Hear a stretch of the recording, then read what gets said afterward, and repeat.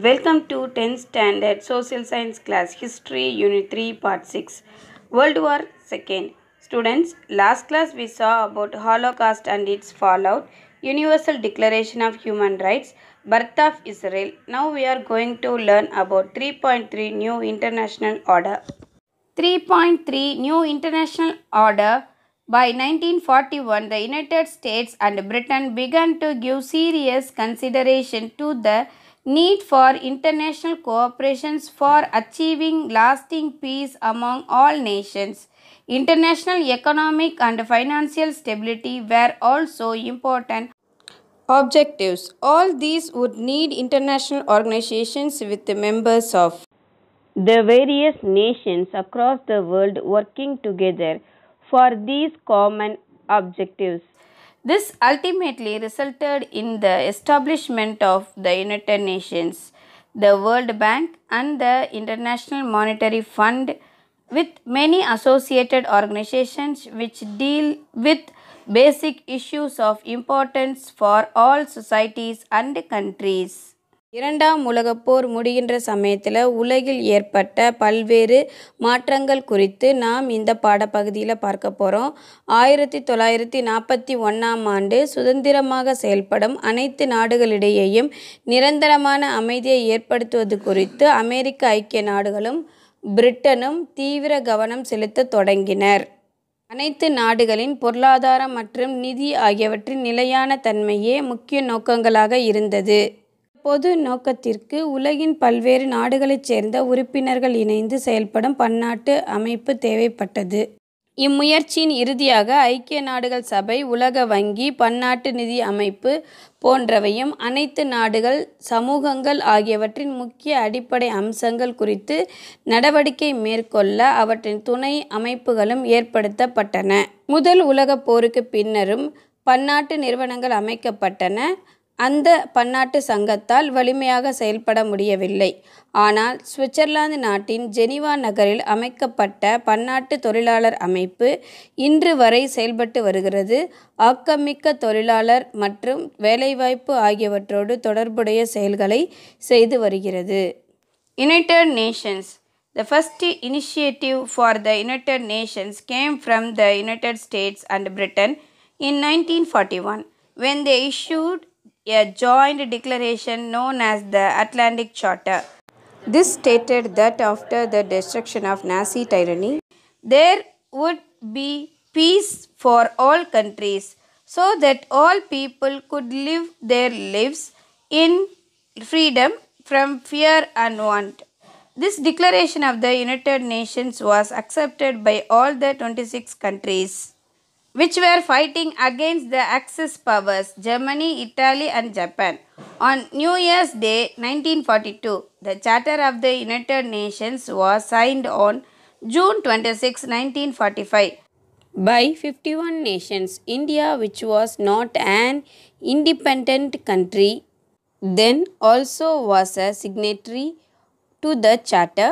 Now the United Nations has 193 member states and each one, big or small, has an equal vote in the United Nations. United Nation அப்படின்னா ஐக்கிய நாடுகள் சபை. ஐக்கிய நாடுகள் சபை அமைப்பதற்கான முதல் முயற்சியை அமெரிக்க ஐக்கிய நாடுகளும் பிரிட்டனும் 1941 அட்லாண்டிக் உடன்படிக்கையின் வழியே வெளியிட்டன. இதில் நாஜிக்களின் கொடுங்கோன்மை ஒழிக்கப்பட்ட பின்னர் அனைத்து நாடுகளிலும் அமைதி நிலவும் என்றும் அதனால் மக்கள் தங்கள் வாழ்வை பயமில்லாமலும் நிறைவேறாத தேவைகள் என்று எதுவும் இல்லாமல் சுதந்திரமாக வாழலாம் எனவும் கூறப்பட்டது. ஐக்கிய நாடுகள் சபையின் பிரகடனம் 1942 புத்தாண்டு தினத்தன்று அச்சு நாடுகள், அதாவது ஜெர்மனி, இத்தாலி, ஜப்பான் எதிராக போர் செய்த 26 நாடுகளால் ஏற்றுக்கொள்ளப்பட்டன. ஐக்கிய நாடுகள் சபையின் சாசனத்தில் 1945 ஜூன் 26 51 நாடுகள் கையெழுத்திட்டன. இந்தியா அப்போது சுதந்திர நாடாக இல்லை என்பதால் சாசனத்தில் கையெழுத்திடவில்லை. தற்போது ஐக்கிய நாடுகள் சபை 193 உறுப்பு நாடுகளை கொண்டுள்ளது. ஒவ்வொரு நாடுகளும் சிறியதோ பெரியதோ ஒவ்வொரு நாடும் சமமான வாக்குகளை பெற்றுள்ளன. General assembly and security council. The United Nations functions almost like any government through its principal organs, which are similar to the legislative, executive, and judicial wings of a state. In the General Assembly is the body in which each member state is represented. It meets once a year and issues of interest and points of conflict are discussed in the Assembly. The Security Council has 15 members, 5 countries. The United States, Britain, France, Russia, and China are permanent members, and there are 10 temporary members who are elected in rotation. These two bodies functions like a legislature. Each of the permanent members has the right to veto any decisions by the other members of the Security Council. This right has often been used to block major decisions, especially by the superpowers, the US and Russia.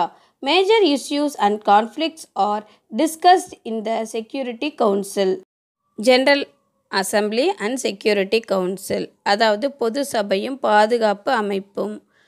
ஐக்கிய நாடுகள் சபை ஏறத்தாழ ஏனைய அரசுகளைப் போலவே அரசுக்குரிய சட்டம் இயற்றுதல், நிர்வகித்தல், நீதித்துறை போன்றவற்றிற்கு நிகரான அமைப்புகளோடு செயல்படுகிறது. பொது சபை என்னும் அமைப்பில் ஒவ்வொரு நாடும் பிரதிநிதித்துவப்படுத்தப்படுகின்றன.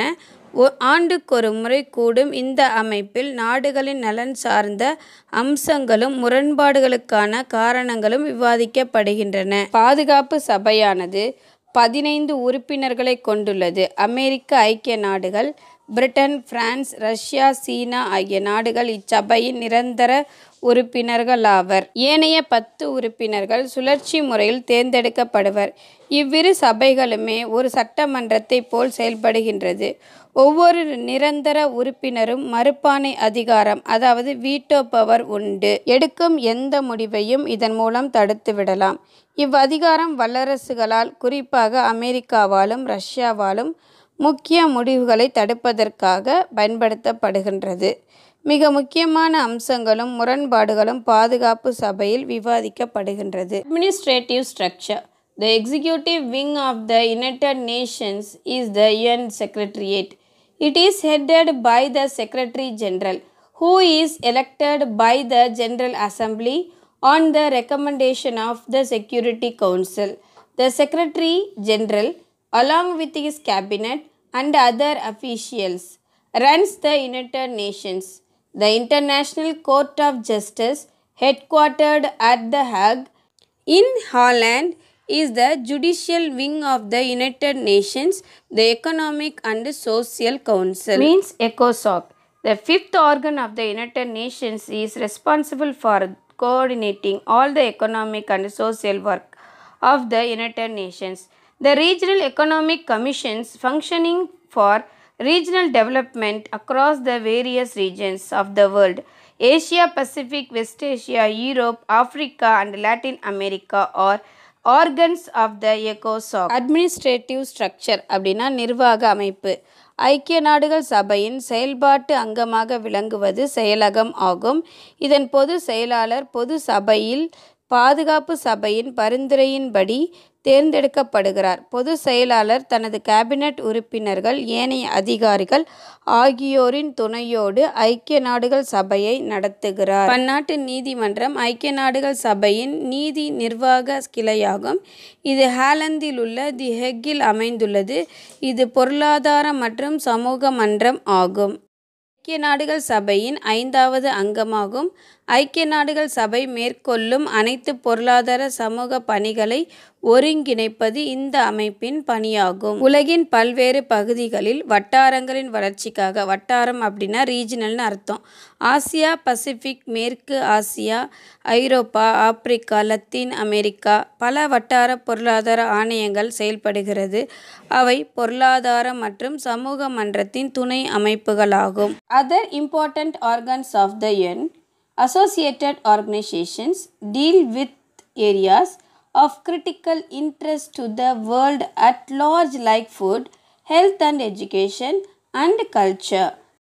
These are Food and Agricultural Organization FAO, World Health Organization WHO, WHO, UNESCO, UNESCO, UN Educational, Scientific and Cultural Organization. There are also special organizations funded voluntarily by member countries.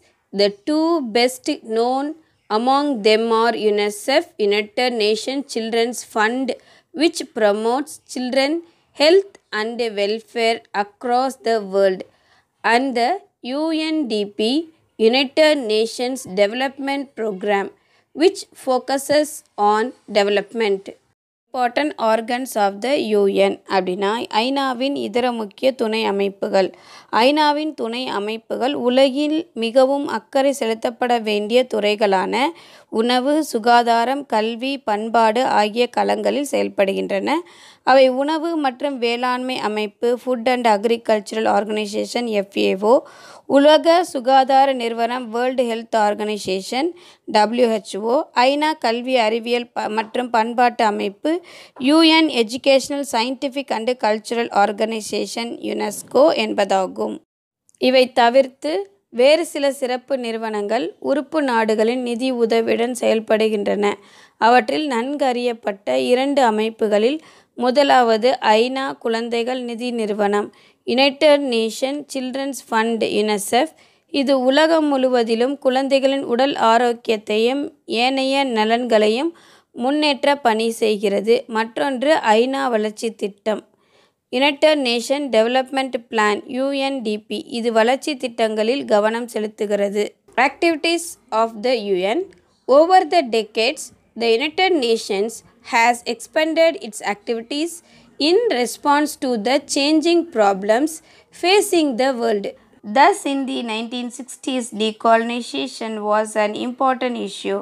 Human rights, the problems of refugees, climate change, gender equality are all now within the ambit of the activities of the United Nations. A special mention must be made of the UN's peacekeeping force, which has acted in many areas of conflict all over the world. The Indian Army has been an important part of the peacekeeping force and has been deployed in many parts of the world. Activities of the UNO அப்படின்னா ஐநாவின் செயல்பாடுகள். கடந்த பல 10 ஆண்டுகளில் உலகம் எதிர்கொண்ட மாறிவரும் பிரச்சினைகளுக்கு ஏற்றவாறு ஐக்கிய நாடுகள் சபை தனது செயல்பாடுகளை விரிவாக்கம் செய்துள்ளது. 1960களில் காலனி ஆதிக்க நீக்கம் முக்கிய பிரச்சினையாகும். மனித உரிமைகள், அகதிகள் பிரச்சினை, பருவகால மாற்றம், பாலினம் சமத்துவம் ஆகியன தற்போது ஐக்கிய நாடுகள் சபையின் செயல்பாட்டு வலயத்தினுள் உள்ளன. மிக சிறப்பாக கட்டாயம் குறிப்பிடப்பட வேண்டியது ஐநாவின் அமைதிப்படை. உலகம் முழுவதிலும் மோதல்கள் அரங்கேறிய பல்வேறு பகுதிகளில் அடிப்படை பணி செய்துள்ளது. அதன் முக்கிய பகுதியாக உள்ள இந்திய இராணுவம் உலகின் பல்வேறு பகுதிகளில் பணியமர்த்தப்பட்டுள்ளது. World Bank. The World Bank and the International Monetary Fund, referred to as the Bretton Woods twins, were both established in 1945 after the Bretton Woods Conference in 1944, located in Washington, D.C. in the United States. They have the same membership since a country cannot be a member of the bank without being a member of the fund. World bank அப்படின்னா உலக வங்கி. Britain Woods இரட்டையர்கள் என குறிப்பிடப்படும் உலக வங்கி, பன்னாட்டு நிதி அமைப்பு ஆகிய இரண்டும் 1944இல் நடைபெற்ற பிரிட்டன் வுட்ஸ் மாநாட்டிற்கு பின் 1945இல் நிறுவப்பட்டன. இவ்விரு நிறுவனங்களும் அமெரிக்காவின் வாஷிங்டன் நகரில் அமைந்துள்ளன. இரண்டுமே சம எண்ணிக்கையிலான உறுப்பினர்களை கொண்டுள்ளன. ஏனெனில் ஒரு நாடு பன்னாட்டு நிதி அமைப்பில் உறுப்பினர் ஆகாமல் உலக வங்கியில் உறுப்பினராக முடியாது. The two main organs of the World Bank are the International Bank for Reconstruction and Development IBRD and the International Development Agency IDA. Together they are often referred to as the World Bank. The main responsibility of the IBRD in the initial years was to fund the reconstruction activities under the Marshall Plan in the European countries devastated by war. உலக வங்கியின் இரு முக்கிய அம்சங்கள்: புனரமைப்பு மற்றும் வளர்ச்சிக்கான பன்னாட்டு வங்கி, அதாவது international bank for reconstruction and development IBRD. மற்றொன்று பன்னாட்டு வளர்ச்சி முகமை இன்டர்நேஷனல் டெவலப்மெண்ட் ஏஜென்சி IDA ஆகும். இவ்விரண்டுமே உலக வங்கி என்ற பெயரிலேயே குறிப்பிடப்படுகிறது. தொடக்க ஆண்டுகளில் IBRDயின் பணியானது போரினால் சீர்குலைந்து போன ஐரோப்பிய நாடுகளில் புனரமைப்பு நடவடிக்கைகளை மேற்கொண்ட மார்ஷல் திட்டத்திற்கு நிதி வழங்குவதாய் அமைந்தது. பின்னர் இதன் செயல்பாடுகள் ஏழை நாடுகளின் பொருளாதார வளர்ச்சியை மேம்படுத்துவது, பல்வேறு நாடுகளின் வளர்ச்சி திட்டங்களுக்கு கடன் வழங்குவது என விரிவடைந்தது. The agenda later expanded to promote economic development in poorer countries, and the bank lends money to various countries for developmental projects. A further area of interest is poverty alleviation, especially in the rural areas of developing countries. The International Development Agency IDA also lends money to governments for developmental activities. These loans are soft loans and are given at very low rates of interest for a period of 50 years.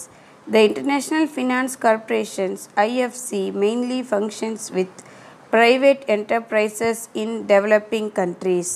மேலும் பன்னாட்டு வளர்ச்சி பணிகளுக்கு தேவைப்படும் நிதியை அரசுக்கு கடனாக வழங்கியது.